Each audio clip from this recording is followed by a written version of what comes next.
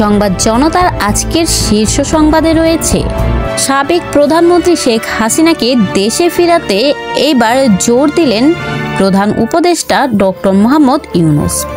বিস্তারিত জানতে ভিডিও শেষ পর্যন্ত থাকুন এবং আমাদের চ্যানেলটিকে সাবস্ক্রাইব করুন।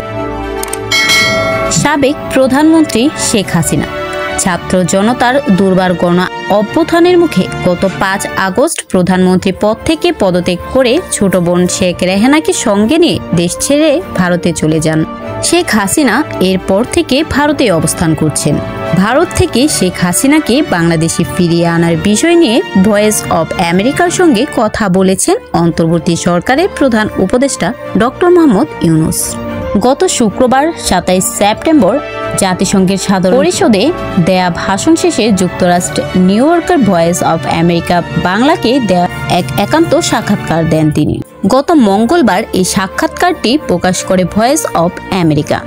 শেখ হাসিনা সরকারের পতনের পর 8 আগস্ট ডক্টর মোহাম্মদ ইউনূস বাংলাদেশের অন্তর্বর্তী সরকারের প্রধান উপদেষ্টা হিসেবে দায়িত্ব গ্রহণ করে। সেই থেকে ভারতের সঙ্গে বাংলাদেশের সম্পর্কের একটি দৃশ্যমান টানাপোড়েন লক্ষ্য করা যাচ্ছে।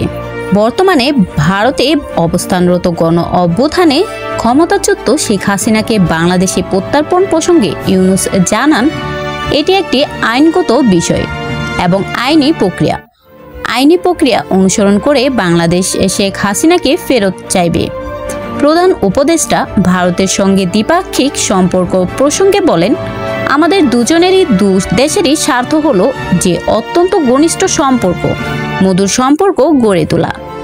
মাঝে মাঝে কতগুলো প্রশ্ন এসে যায় যেখানে সম্পর্কে একটু চিড় ধরে, যেমন সীমান্তে গুলি করলো, বাচ্চা মেয়ে মারা গেল, বাচ্চা ছেলে মারা গেল, এগুলো মনে কষ্ট দেয়।